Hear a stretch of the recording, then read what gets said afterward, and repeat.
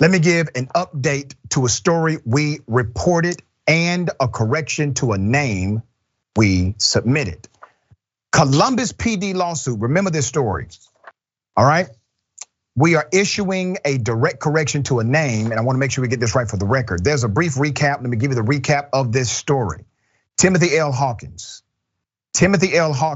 of Orlando said in a federal court filing last year that he was arrested at gunpoint in his home by US Marshals in September 2020 and spent 7 days in jail at the height of the COVID outbreak. A Franklin County judge dismissed the charges a week later after finding that Hawkins was very obviously not the perpetrator. Not only did his description not match, his height did not match, his name did not match, but because they lacked to do investigative prowess in the beginning, they had to then have it cleaned up by a federal judge on the back end. Let's put up the picture of the current chief of police. Her name is Elaine, that is Chief Elaine Bryant. We named Chief Elaine Bryant and it was accurate. She is the current chief. It was, however, former Chief Thomas Quinlan who was in charge at the time of the incident in question. Take a good look at him. This is a 30-year veteran. He was chief from February 9th, 2019 to January 28th, 2021, short stint, and was viewed with divided opinions by the community. I'm gonna get into that, let's keep his picture up. He had not even ended his probationary period as chief before he was forced to resign, and was then demoted to deputy chief because of his failure to meet the needs of city leadership and the community.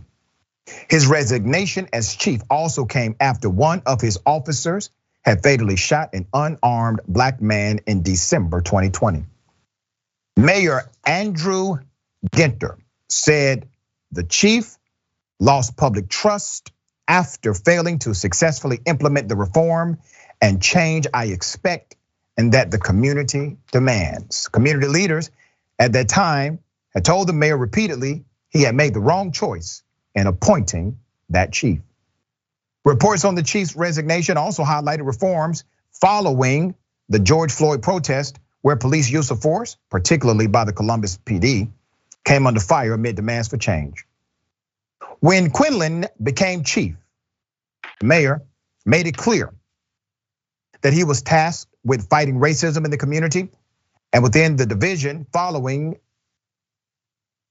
an August 2019 report from the Matrix Consulting Group that concluded, in part, that Columbus police have a significant disparity of use of force against minority residents that the city must address. Let's go back to the photo of the chief again, okay? An investigation into this chief and his efforts and attitude with certain reforms were clearly not in line with the public's expectations of police reform. In recent news, former Columbus Vice Officer Stephen Rosser was sentenced to 18 months in prison for doing what?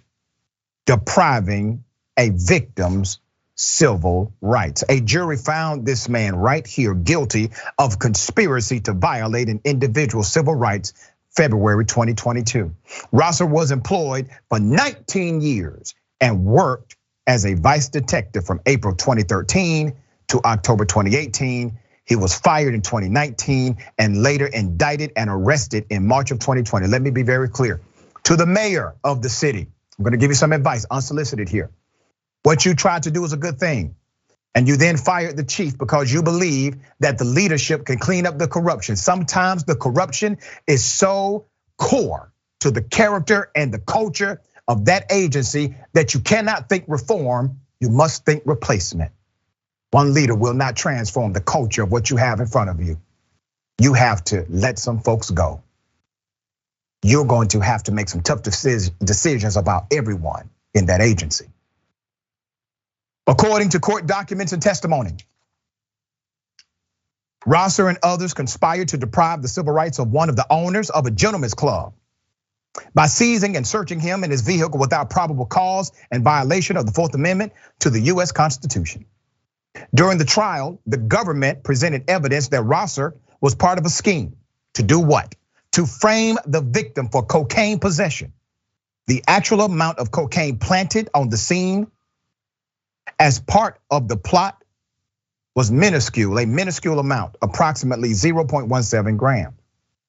Authorities say Rosser falsified documentation to conceal the conspiracy activity after orchestrating the fraudulent arrest.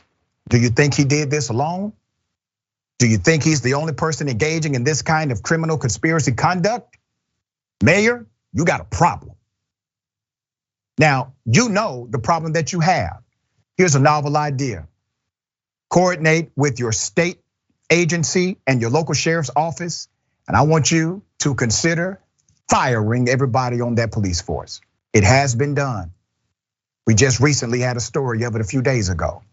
You got a clean shop now for the sake of the community that elected you. Listen to them this time. You did not listen to them before, and you see what happened. Rickey, what are your thoughts here? I think two things, Dr. Richey. Just like they have laws with people perpetrating the police and pretending to be the police in order to rob people or take advantage of somebody. Those same laws should apply to police officers that falsify documents and plant cocaine, weed, whatever, to get people put in legal jams like that, because it's almost no different in my opinion. Anybody, falsifying, pretending to be the police officer to get advantage of, to take advantage of somebody or to do somebody bodily harm in the head of somebody, because you're held to a higher standard. That's right. Police officer. So yeah, sometimes you have to take 3 steps backwards in order to take 2 steps forward in order to do the right thing. Because when a dentist, you put Oragel on your tooth, and that's just for a minute. But what a dentist does, it goes all the way down into the tooth and pull the nerve out when you get a root canal, and then they build the tooth back up and then put the cap on. So it's not just like putting a cap on a rotten tooth, but you have to go in and get the decay out and take the nerve out and build the tooth back up in order to have that. That's just an analogy. Great analogy. Done to a lot of police departments all over the country. Such a great analogy, such a great analogy. And I believe, as you just said, cops have to be held to a higher standard of accountability. Think about it, every profession, if you're a medical doctor, psychiatrist, a professor, you're held to a higher standard of care as it relates to the people you serve. Except for policing. In police, they get all kind of perks, qualified immunity. They get held to a lower standard of accountability with the law. They can lie on police reports without any penalty. That doesn't make sense. You're a professional for a reason. That means that you should know better than the average citizen. And that's why you are held to a higher standard of accountability.